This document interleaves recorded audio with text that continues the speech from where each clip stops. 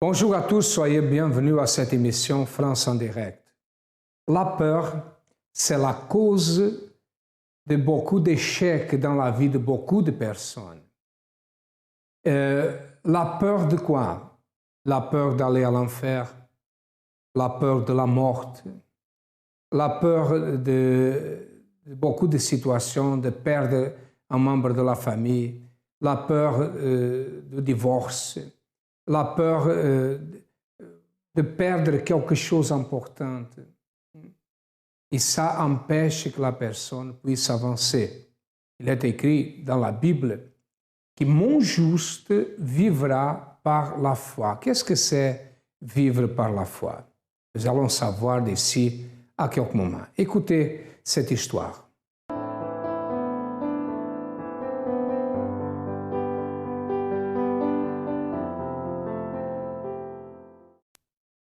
Ma vie avant le centre d'accueil, c'était vraiment l'enfer.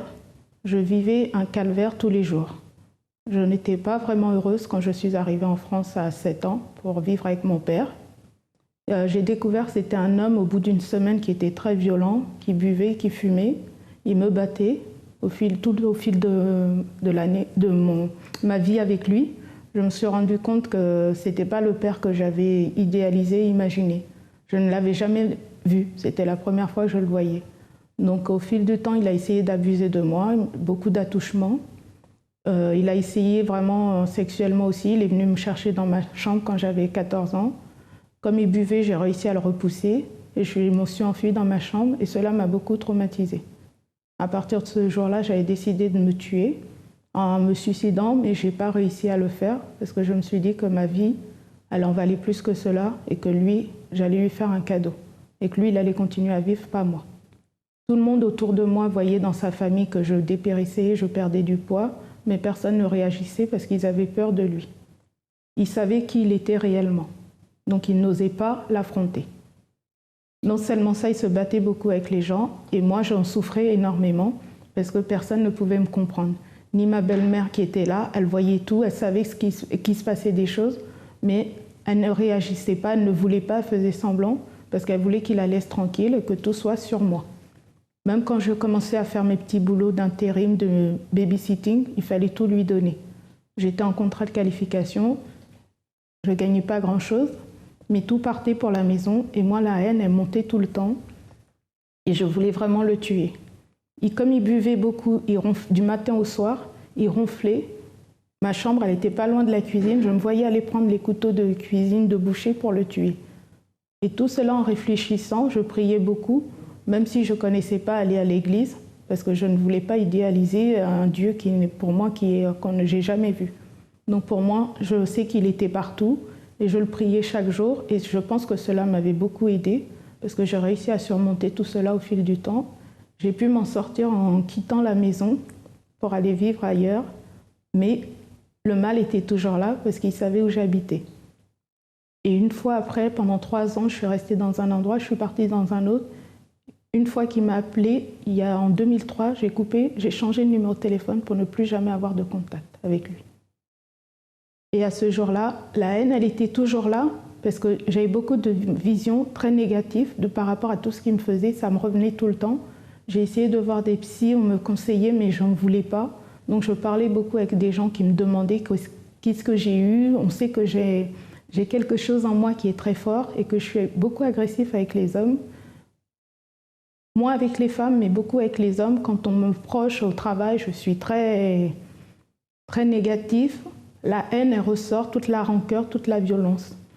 Petit à petit, j'ai essayé, moi aussi, j'ai pris conscience qu'il y a quelque chose qui n'allait pas, mais c'était plus fort que moi, je ne pouvais pas me dominer et arriver à faire face.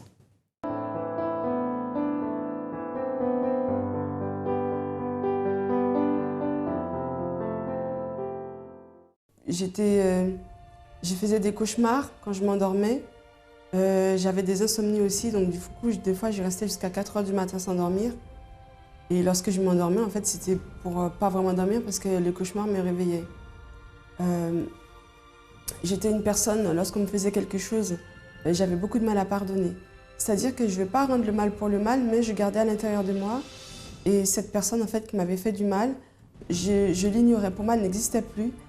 Et je voulais même pas entendre parler de ces genres de personnes, quoi. Et c'est comme ça, en fait, j'ai commencé à avoir des petits copains pour essayer de remplir ce vide que j'avais à l'intérieur de moi. Mais le vide était toujours là, en fait. Donc, on m'a invitée au centre d'accueil. Je suis arrivée. Le premier jour, quand je suis arrivée, le pasteur, il parlait, mais j'avais vraiment l'impression qu'il parlait de moi, qu'il parlait de ma vie. Et j'ai dit, dans ma tête, je me suis dit, la personne qui m'a invitée, en fait, a été raconter ma vie au pasteur. J'étais voilà. Parce que c'était trop moi qui... En plus, j'avais tout le temps l'impression qu'il me regardait. Donc, je me dis, il y a quelque chose qui ne va pas. Ou il est devin, ou ce qu'il dit, c'est de Dieu, ou alors il y a un truc. Et en fait, ça m'a plu. Ça m'a plu parce qu'en fait, il disait qu'on pouvait changer, Dieu pouvait nous aider et qu'il fallait que nous prenions la décision en fait, de vouloir changer. C'était à ce moment-là que j'ai commencé à participer aux campagnes d'Israël. Je ne savais pas ce que c'était. J'ai demandé pourquoi ça s'appelait campagne d'Israël. On m'a expliqué. En fait, il faut savoir que moi, j'avais du mal à aller vers les gens en fait, quand je suis arrivée au centre d'accueil. C'est plutôt les ouvriers qui venaient vers moi et c'est plutôt les pasteurs qui venaient vers moi.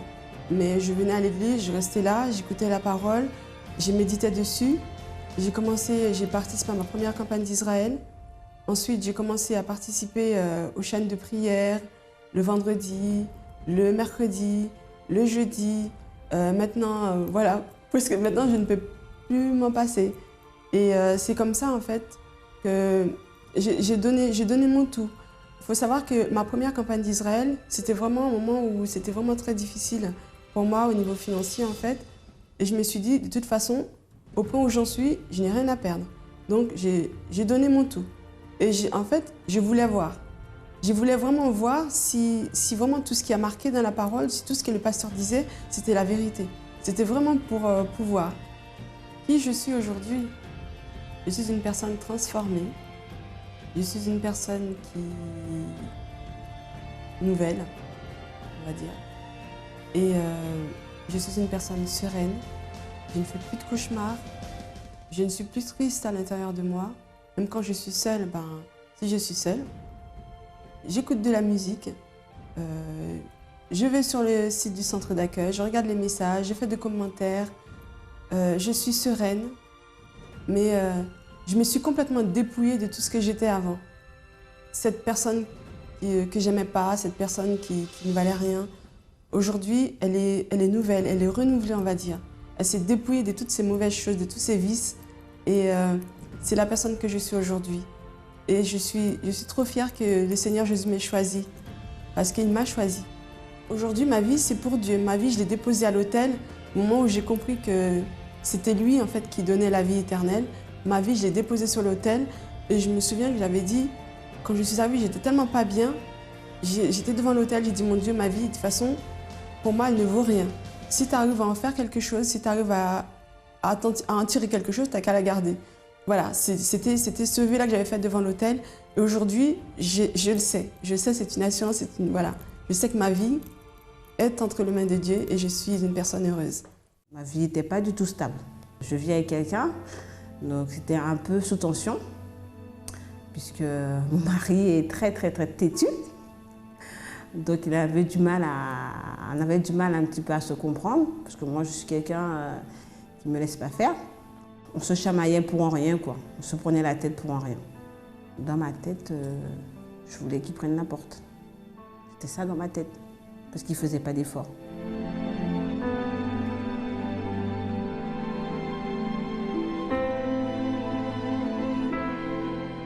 Dès qu'on me disait un truc, j'avais tout de suite la réponse derrière. Voilà, comme mon intérieur, j'étais pas bien intérieurement, quoi. Donc en gros, ma vie de famille, elle n'était pas stable non plus, quoi. Pour moi, c'était normal, puisque moi j'allais à l'église, j'étais catholique.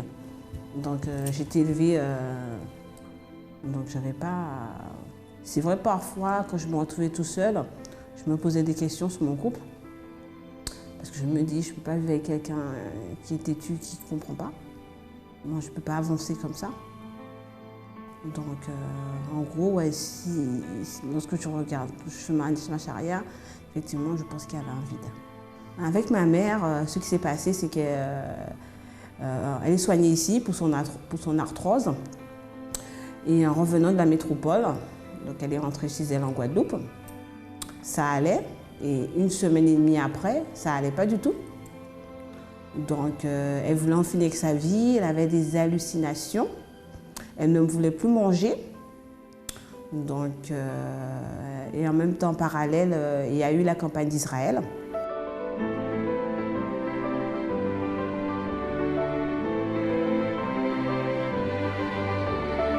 J'ai sacrifié pour elle. J'ai dit, Dieu, je sais que tu es un Dieu vivant puisque tu m'as fait pas mal de... J'ai eu pas mal de victoires quand même. Donc, je veux que tu guérisses ma mère. Donc, j'ai sacrifié pour ça. Donc, en fin de compte, je devais partir en Guadeloupe. Mais finalement, je ne suis pas partie. Donc là, elle est totalement guérie. Là, au centre d'accueil, j'ai vraiment appris à connaître les paroles. Lorsque je l'ai inversé, maintenant, je médite. Tandis qu'avant, je faisais pas ça. Je lisais la Bible quand j'allais à l'église, le dimanche. Attends, mon mariage, ça va. Ça va, on s'est mariés, on a eu un 2e bébé. Il n'y a pas de dispute, ça va. À l'âge de 7 ans, comme elle a dit, a parlé, elle est venue en France vivre avec son père. Elle venait dans la joie de vivre avec son père, mais malheureusement, elle a été abusée. Il a essayé d'abuser d'elle, a tenté d'abuser quand elle avait l'âge de 14 ans. Ça a fait quoi? Ça a fait qu'elle a pensé au suicide, elle a pensé se suicider. Elle avait la haine contre sa famille, elle avait la haine contre son père, elle avait la haine contre tout le monde, elle avait même l'idée de tuer son père. Une personne vivait comme ça. Le passé a marqué, a laissé une marque dans sa vie. Sont beaucoup les personnes qui ont une marque du passé, principalement de l'enfance, des personnes qui ont été abusées, des personnes qui ont été agressées physiquement ou verbalement, des personnes qui ont vu certaines choses dans la famille, de voir le père agresser sa mère ou vice-versa.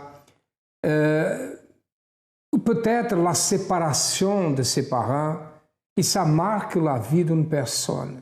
Il fait qu'elle soit une personne agressive, qu'elle soit révoltée, mais en même temps qu'elle ait la peur. Clarisse, elle avait la peur. Elle était comme ça, elle était révoltée, mais elle avait la peur dominait sur elle. Écoutez.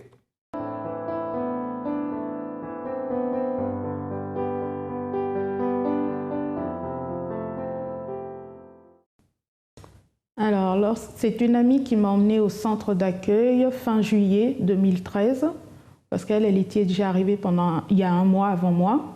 Donc elle m'a expliqué comment cela se passait. Je suis arrivée et j'ai vu que l'on prêchait beaucoup avec la Bible et que le pasteur, tout ce qu'il expliquait, c'était pour la vie spirituelle, le dépassement de soi, retirer tout ce qu'on avait dans le cœur, la haine que l'on avait envers certaines personnes de sa famille ou autour de soi.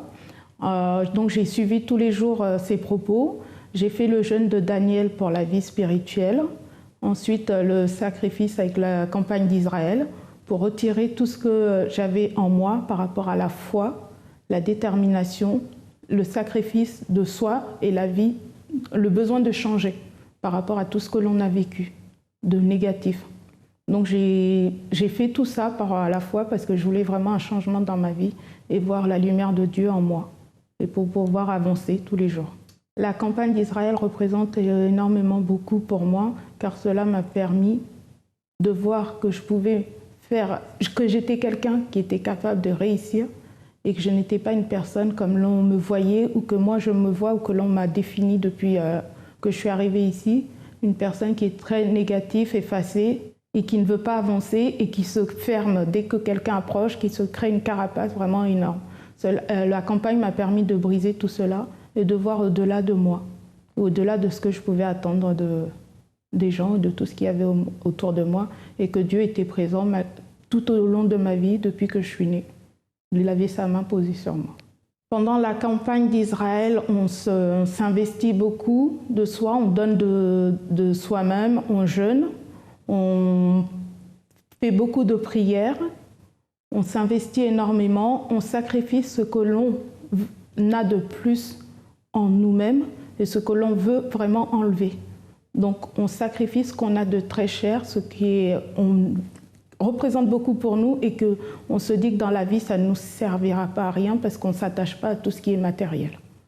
Donc il faut apprendre à ne pas s'attacher à ce qui est matériel, donc être plus facilement détaché de tout cela et pouvoir facilement se libérer, ouvrir son cœur pour pouvoir accepter tout ce que Dieu a à nous proposer dans notre vie.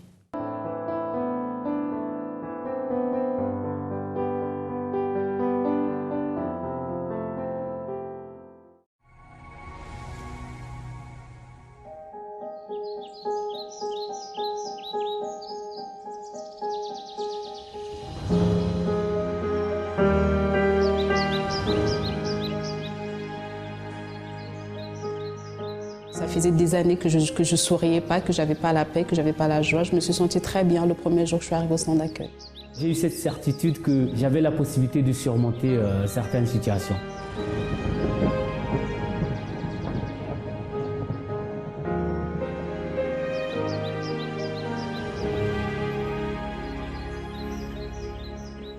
J'ai beaucoup aimé l'accueil, l'attention qu'on a pu me donner ce jour-là.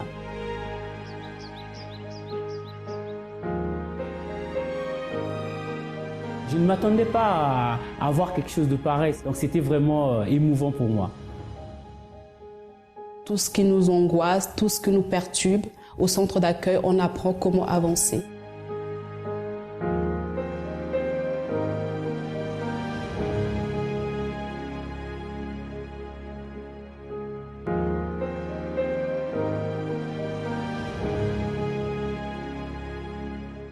Au centre d'accueil, elle a appris à pratiquer une foi intelligente, une foi qui mouvemente les montagnes, comme il est écrit. Et elle a écouté qu'on doit pardonner. Pourquoi on doit pardonner? On doit pardonner parce que si nous ne pardonnons pas, c'est comme une douleur qui nous amène à la mort, qui nous paralyse. C'est nécessaire pardonner. Et pardonner n'est pas vivre avec une autre personne. Par exemple, une personne qui a agressé quelqu'un, vous a agressé, vous a fait beaucoup de mal. Vous savez que cette personne, elle est contre vous. Mais comment pardonner une personne comme ça? C'est prier, demander à Dieu. Demander à Dieu un changement dans cette vie, pardonner dans son cœur. Mais pardonner n'est pas la même chose que dire maintenant j'ai pardonné, je veux vivre avec cette personne, je serai ami. Non, être ami c'est une chose et pardonner c'est une autre chose. Elle a pardonné à son père, a pardonné dans son cœur. Et elle a trouvé sa mère depuis 30 ans. Elle a perdu la peur, elle n'a plus la peur, elle est une personne transformée. Et aujourd'hui, sa vie avance. Avance pourquoi? Parce que ces problèmes qui étaient dans sa vie, c'est fini. La peur l'a abandonné et les culpabilités du passé l'ont abandonné aussi. Elle a été guérie dans son cœur. Elle a été complètement transformée.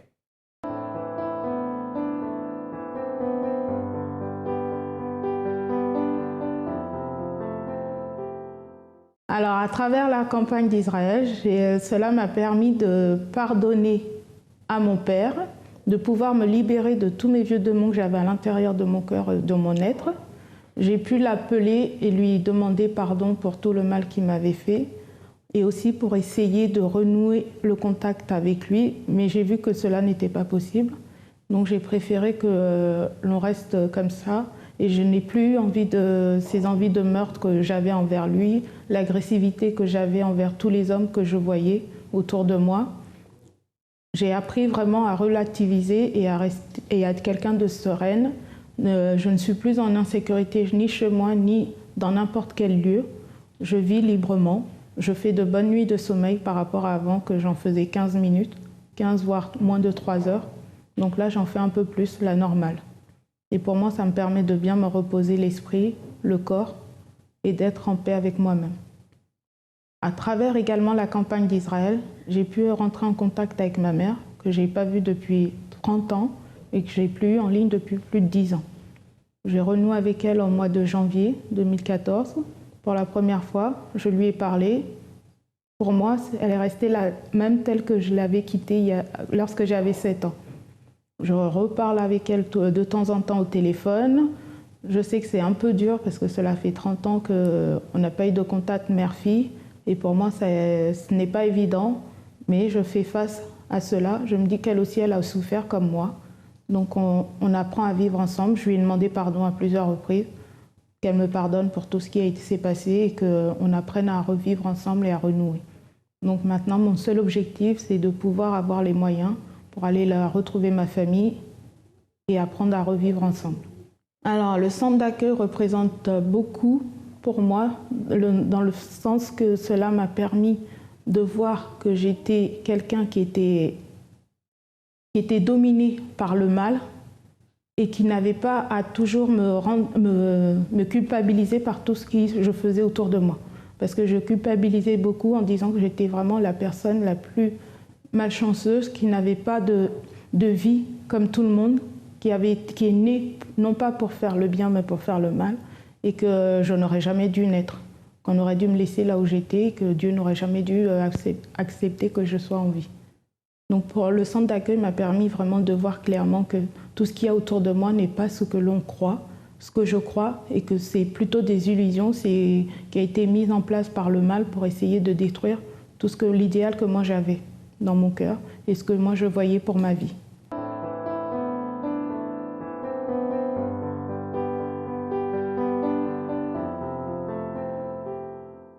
Ce dimanche, demain, nous allons parler, et nous sommes en train de parler forte et de lutter contre la peur. Jusqu'au 9 mars, nous serons en train de faire quelque chose de fort pour détruire la peur. Ne laissez pas que la peur vous domine. Peut-être les problèmes qui sont dans votre vie, c'est à cause de la peur que vous avez, la peur de perdre ça, la peur d'avancer, la peur de signer un contrat, la peur de changer de travail, la peur de prendre de nouvelles attitudes. Mes amis, la peur paralyse. Si vous êtes une personne qui a beaucoup de peur, vous êtes paralysé. Et c'est pour cela que votre vie ne marche pas. Si vous avez besoin de notre aide, nous sommes situés au 254 de rue du Faubourg Saint-Martin, au 10e à Paris. Nous avons d'autres centres d'accueil. Cherchez le plus proche de vous. Et ayez la certitude qu'il y a une solution pour résoudre votre problème. Nous sommes là pour vous aider. À demain et que Dieu vous bénisse à tous abondamment.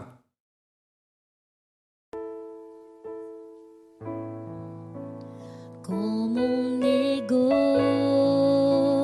et mon orgueil descendent en moi et se mélangent vers les eaux du fleuve, alors je monterai comme un amant pour être guéri. J'ouvre main de tout ce que je suis pour te servir, oh mon Seigneur. J'ouvre main de tout ce que je suis juste pour t'adorer. Seigneur, Seigneur, brise mon orgueil, je veux descendre et me plonger dans les eaux de ton amour. Purifie-moi, je veux